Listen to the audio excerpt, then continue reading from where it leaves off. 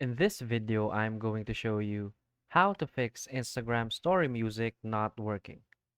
So please watch the video until the end and follow this tutorial step by step to avoid making mistakes.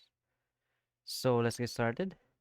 So when you can't see a music option here that you add to your Instagram story, in my case, I have it, but if in your case you can't see that option, what we want to do is to go to our phone settings.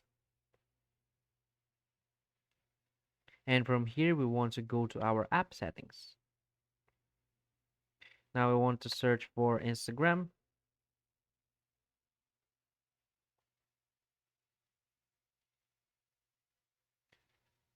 So from here, we want to scroll a bit down and go to our storage. From here, we want to clear the cache.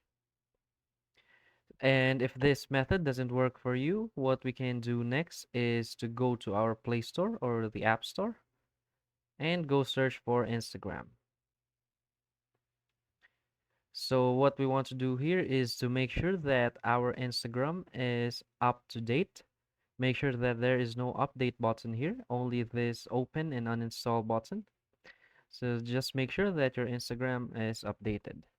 So if this method still doesn't work for you, what you want to do is to go uninstall Instagram and reinstall it again.